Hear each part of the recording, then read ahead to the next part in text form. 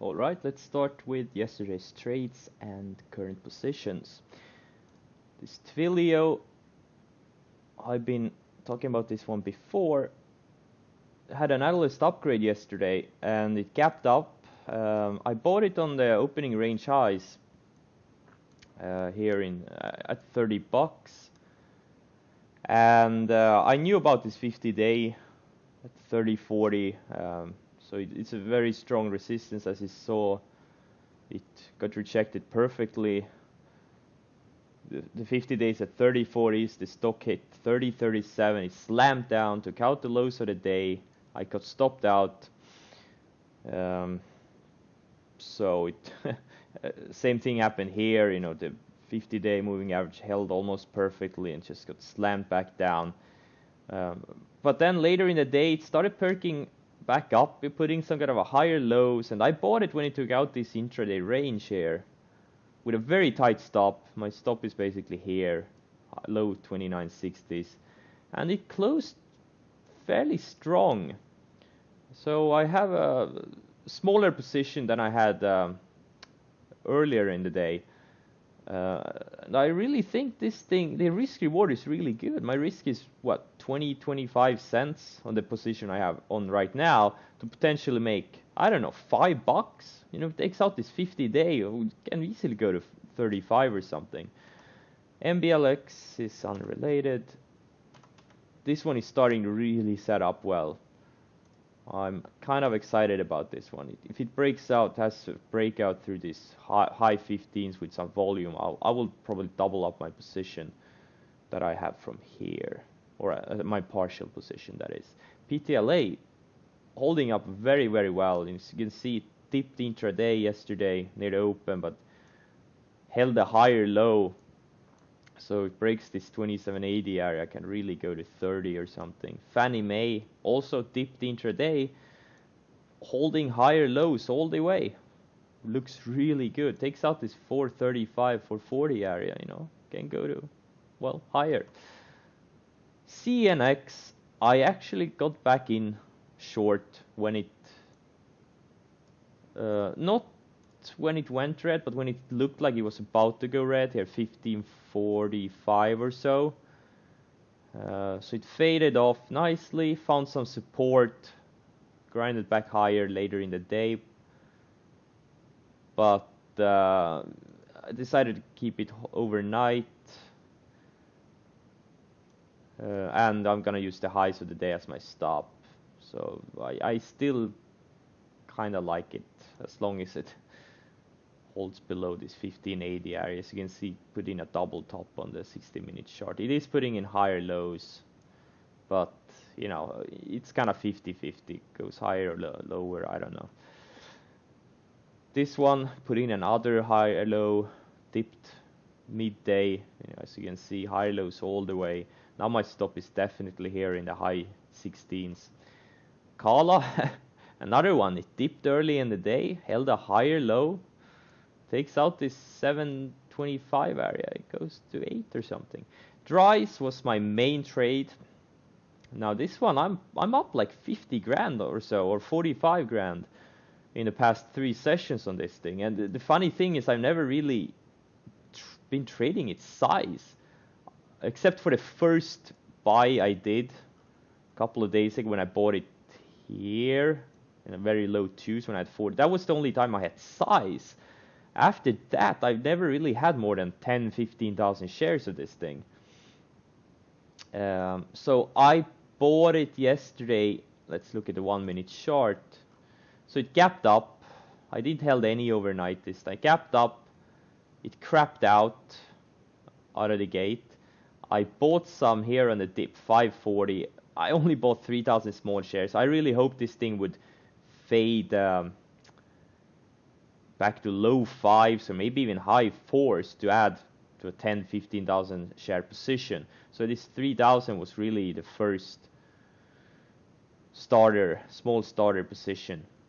But it held it, this, well, it bounced immediately basically. Went up almost $1. I was up almost 3 grand on it. I really thought this thing would go to 6 650, 680s or something, you know, mid-high sixes. But then I was looking at other things, and I just wanted to let this thing play out. And I looked back, this thing crapped out, so I stopped out, pretty much break even on those starter shares. Then it bounced a little bit. Let's do it like this. It bounced, and I added some short, small 10,000 shares. I wasn't really excited about this one at all, because I really thought it could very easily bounce back to, well, low mid sixes. So I did 10,000 shares here. VWAP was in this area, so I was thinking about using the VWAP area as my stop. And well, I was right on the gamble. It cracked. I covered most of my shares, or not enough. I've covered only 60%. Should have covered more. Then I added back some here, covered some, and then here late day I added some more. Got stopped out, pretty much break even on those. And I'm holding 3,000 shares overnight short. Oh, this is wrong. This thing should be 65. Okay. Okay, I'll save it later. So those were the trades, as you can see. So PTLA, I moved from this account to this account, because I wanted to free up buying power. This is my smallest account, and this was the only account I could short DRYS in, so I wanted to free up buying power. And DRYS is not marginable at all, not overnight, not intraday, so I had to free up buying power in case I would size in on the short, but I never did. I never had more than, I had 15,000 shares short late day, but that's still kind of a small position.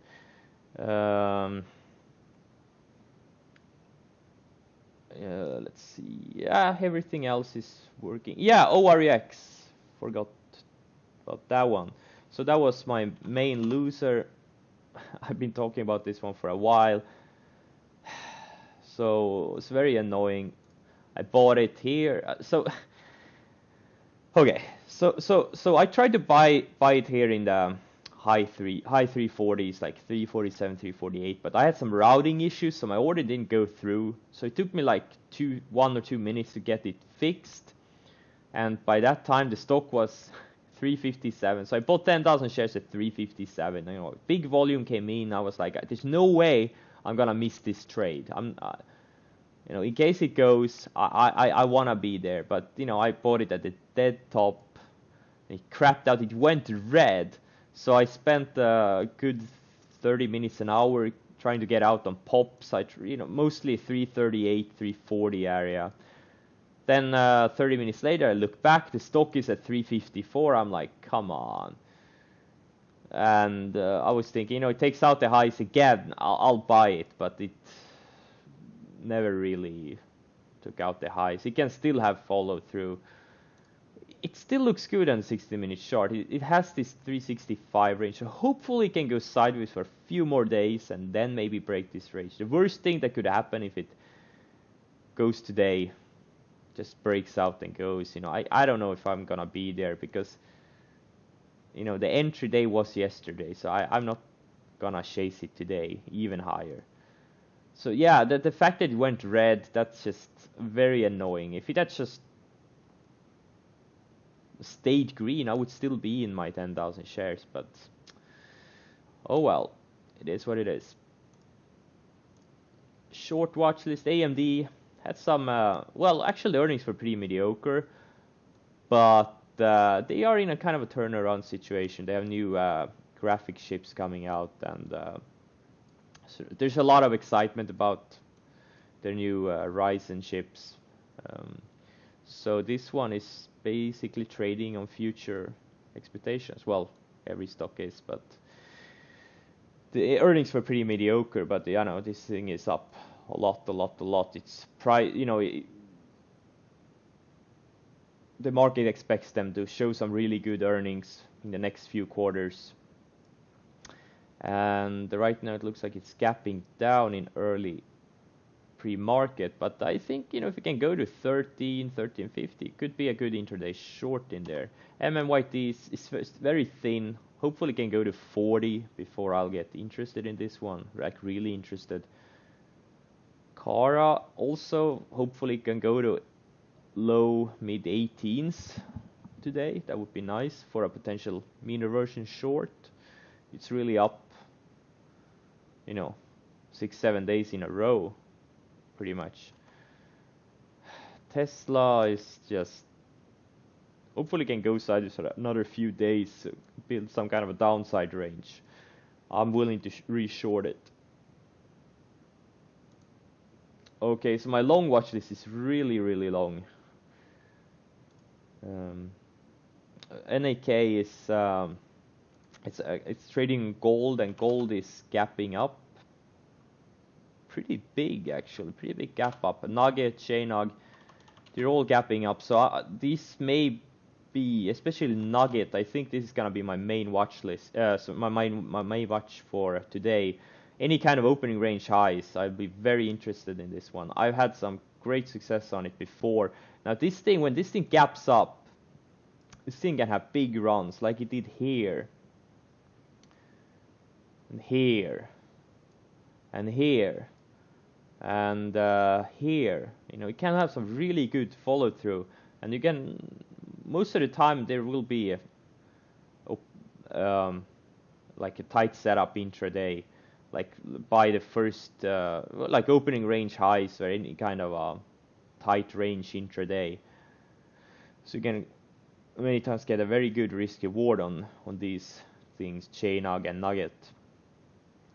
And well, it's probably running because the interest rates are expected to be low for a bit more, so they're just speculating on this gold. That gold will be a good investment as long as interest rates are low or whatever. So this NAK is probably gapping up because of gold. This one I won't trade today. I'm just watching it. And again, all of these I'm just looking for breakouts on these. Mostly recent IPOs. A lot of recent IPOs are setting up nicely, and I really like trading in recent IPOs. They can have very good follow through. And also some OTC Mariana stocks.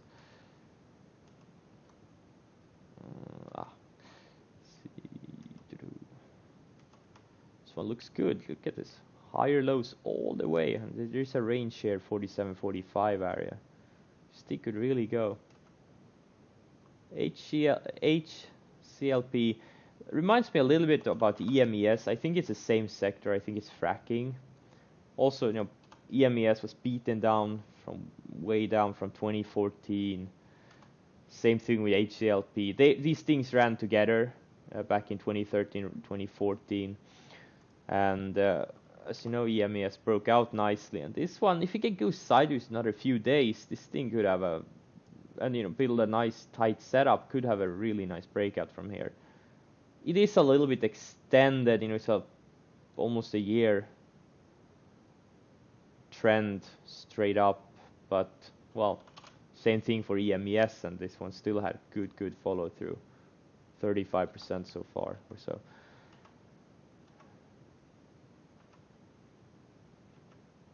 So yeah, a lot of recent IPOs.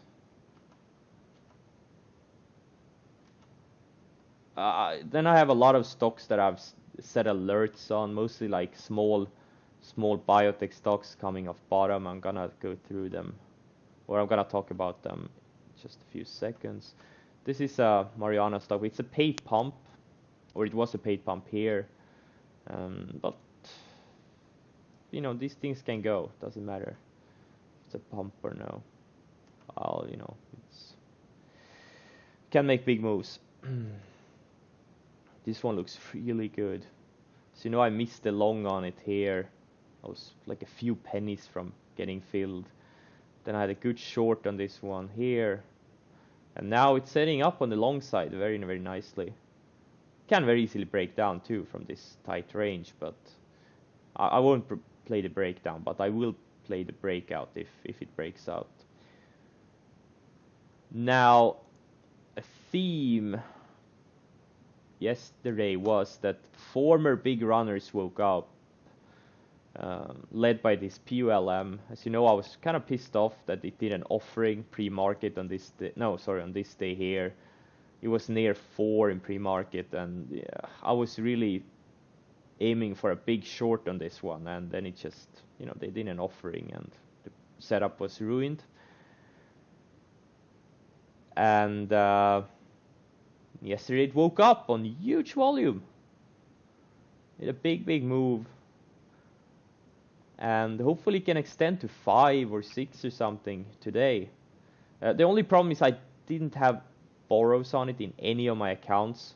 I really hope there will be borrows on it today.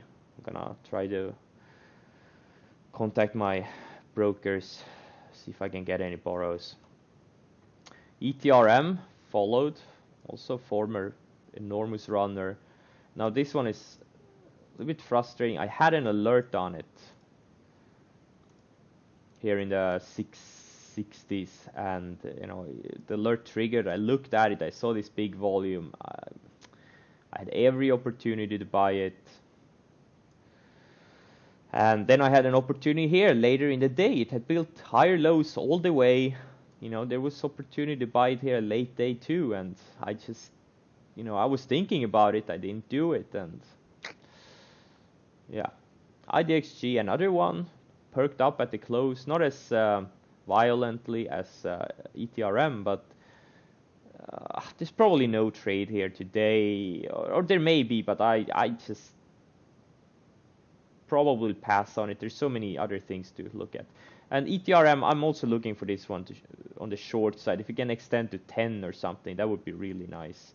Because the secondary runs, they tend to not be as good as the first ones. They usually fade the second or third day.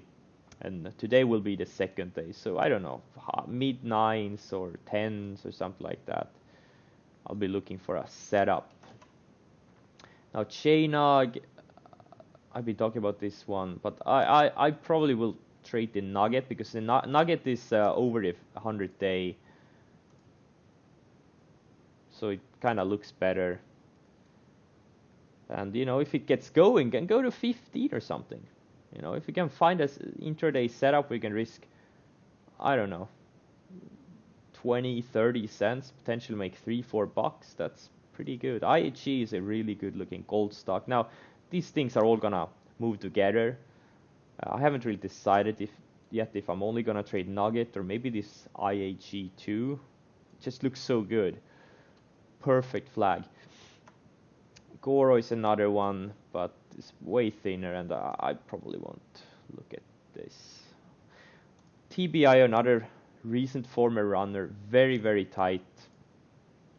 Had a couple of secondary runs here, pretty good ones. Now it's getting very tight again. Like it breaks this 71, 72 cents with volume, can go back to 90 cents a dollar or something.